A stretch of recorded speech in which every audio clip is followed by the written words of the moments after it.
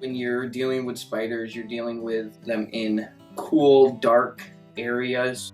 That's the most common places you're going to see a spider because, I mean, that's their natural habitat, is to be in the corners or up in a dimly lit room, basements, because there is a lot of damp, moist air down there. That's where a lot of spiders tend to stay. As insects come into your house, a lot of the insects that are in houses are moisture driven, whether it might be flies, gnats, fungus gnats, millipedes, centipedes, sow bugs. Those are all insects that are going to be drawn to some sort of moisture in your house.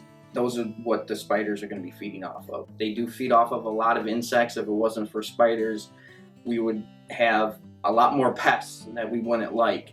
So if you kind of eliminate a lot of the other pests that the spiders would be feeding off of, you're going to eliminate the need for spiders to be in those areas. They're not going to be drawn to those areas if there isn't a food source. And you probably would want to do a spray in the basement or corners of your house based on where you see them the most. When you're doing spider sprays, you're going to be doing them usually once every 2 months during the busy summer, spring, early fall seasons, because spiders are constantly hatching throughout those times, and they're going to be constantly flying in off the wind, but they are very tiny and they can fly through the wind, shooting off their streams of webbing, and it kind of like carries them like a kite.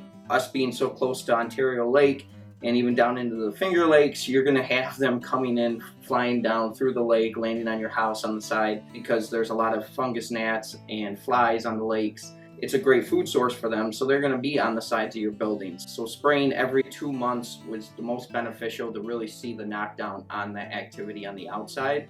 And there is a significant change based on having your house sprayed than not having your house sprayed. I have gone to a lot of houses on the lake where you look at the house that we're treating, there might be a couple spider webs because nothing's 100%, but then you look at the neighbors and it's just wall to wall spider webs covering from the top to the bottom. I mean, that's the testimony in itself of what the effectiveness of our spray will do.